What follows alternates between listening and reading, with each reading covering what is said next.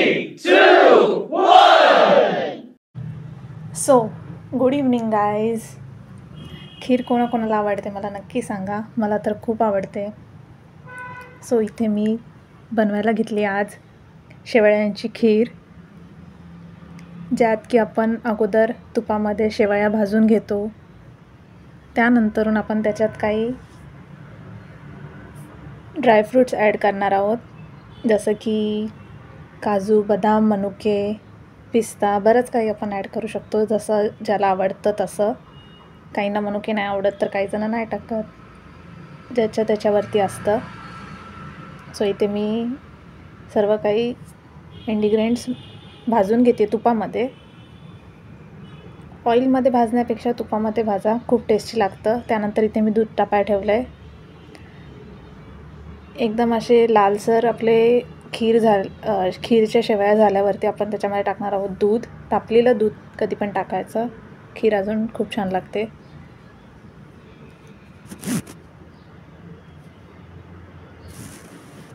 इथे मध्ये मम्मी काही ना काही टाकत आहे त्याच्यामध्ये, मनुके वगैरे.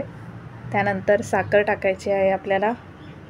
मी जवळपास 7-8 पेले साखर टाकली आहे.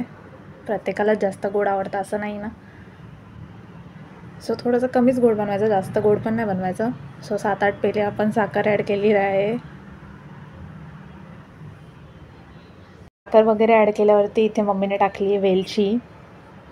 ती सर्व इंग्रेडियंट्स फ्रीजमधून काढून वगैरे मला हेल्प करत होती, टाकत होती. सो तिने टाकली याच्यामध्ये वेलची पण एकदम जास्त नाही टाकायची, 1 चमचा भरपूर होईल. त्याच्यानंतर एकदम मस्त प्रॉपर त्याला हलवून घ्यायचं चारी बाजूने, जोपर्यंत थोडंफार खीर अशी घट्ट होत नाही तोपर्यंत त्याला हलवायचं. एक उकळी वगैरे येऊन द्यायची, थोडंसं हलवायचं. छानपैकी उकळी आल्यावरती वगैरे मग आपण खाऊ शकतो एकदम. चला तर मग उकळी यायची वाट बघूया. 5, 4, 3, 2, 1. 5 मिनटं थांबूयात, 10 मिनटं थांबूयात. आता इथे बघू शकता तुम्ही किती मस्त उकळी आलेली आहे. आपली खीर एकदम अशी सुंदर बनवून रेडी आहे. खूप टेस्टी दिसतीये, नक्कीच ती टेस्टी लागेल. चला तर मग वाट कसली बघत आहात, वाटी घ्या, चमचा घ्या आणि झटपट अशी खीर खायला चालू करूयात. तर मी इथे वाटीमध्ये खीर वाढून घेत आहे. सो बघा किती छान झाली आहे ना. स्वतःची तारीफ स्वतःच करते आहे मी.